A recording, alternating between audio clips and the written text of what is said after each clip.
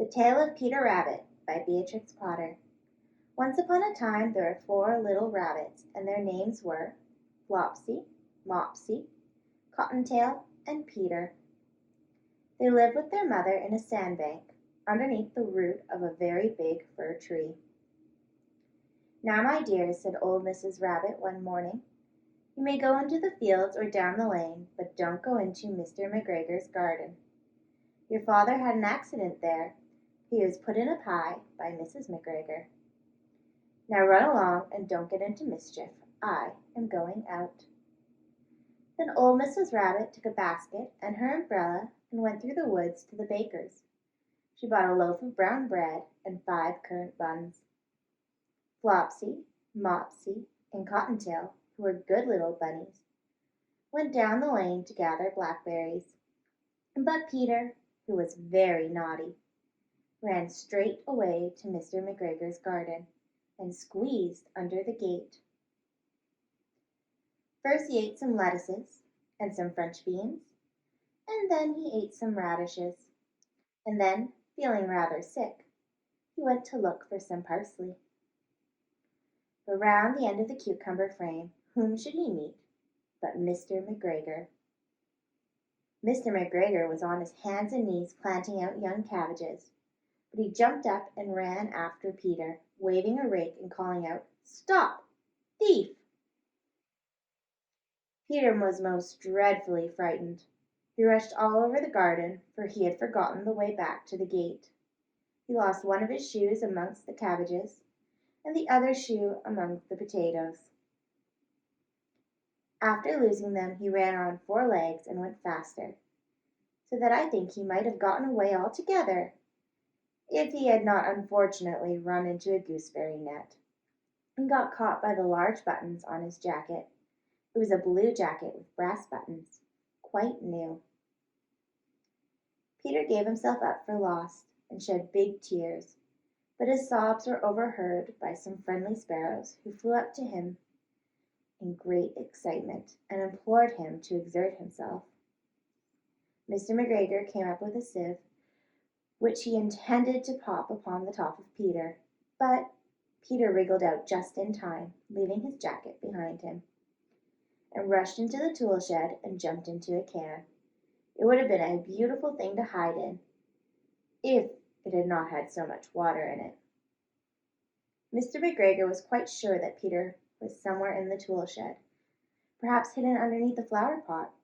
He began to turn them over carefully, looking under each. Presently Peter sneezed, "Ker-choo!"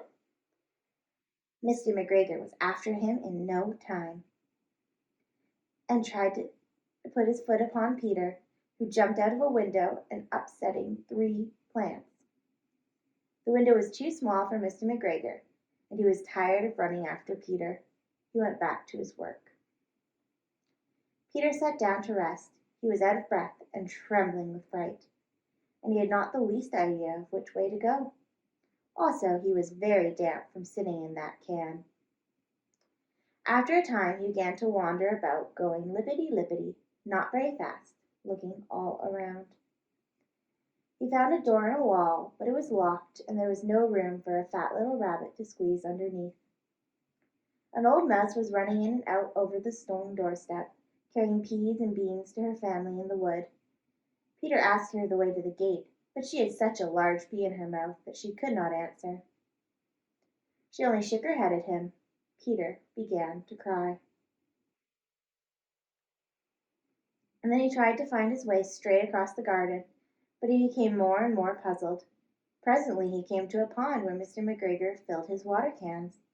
A white cat was staring at some goldfish. She sat very, very still, but now and then the tip of her tail twitched as if it were alive. Peter thought it best to go away without speaking to her. He had heard about cats from his cousin, little Benjamin Bunny. He went back towards the tool shed, but suddenly, quite close to him, he heard the noise of a hoe. Screech, scratch, scratch, screech.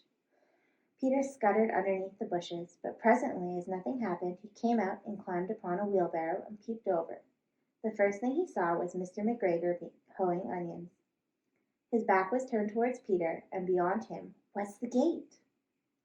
Peter got down very quietly off the wheelbarrow and started running as fast as he could go, along a straight walk behind some black currant bushes.